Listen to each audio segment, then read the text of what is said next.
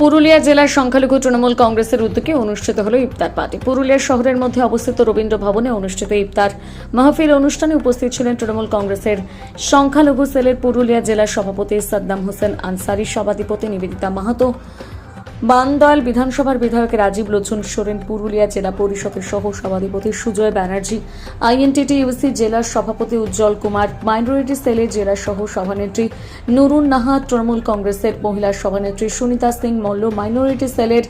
বড়াবাজার ব্লকের সহ সভাপতি শেখ সজ্জাদ ছাড়া অন্যান্যরা।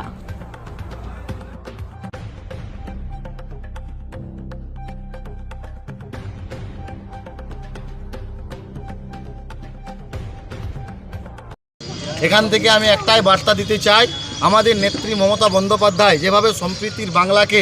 একসাথে একত্রিতভাবে হিন্দু মুসলিম শিখ ইসাই হাম रहेंगे आपस में ভাই ভাই যে বার্তা দিয়ে আমরা নেত্রীর পথকে পাথেয় করে আমাদের অধিনায়ক অভিষেক বন্দ্যোপাধ্যায়ের পথকে পাথেয় করে যেভাবে আমরা চলছি, সেভাবে আমি সকলকে অনুরোধ করব, আপনারা এই সম্প্রীতির বাংলাকে কারো প্রলোভনে না পা দিয়ে আমরা একে অপরে কাঁধে কাঁধ হাতে হাত রেখে আমরা যেভাবে চলছি সেভাবেই চলব।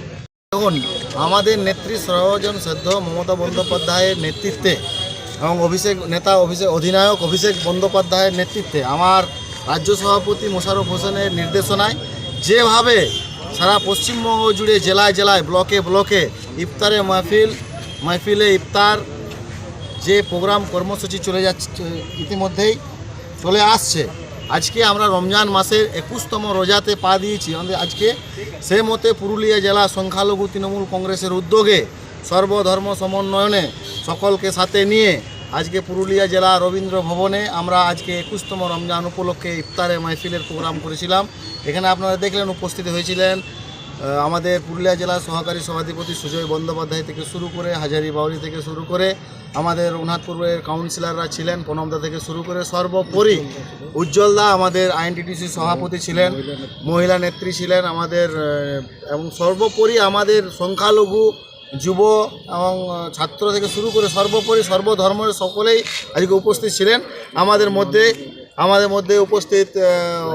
রাজীব দা এবং আমাদের বিধায়ক সুশান্ত মাহাতো থেকে শুরু করে সর্বোপরি সকলকে নিয়ে আমরা আজকে ইফতারে মজলিসের প্রোগ্রাম সুষ্ঠুভাবে সম্পন্ন করলাম।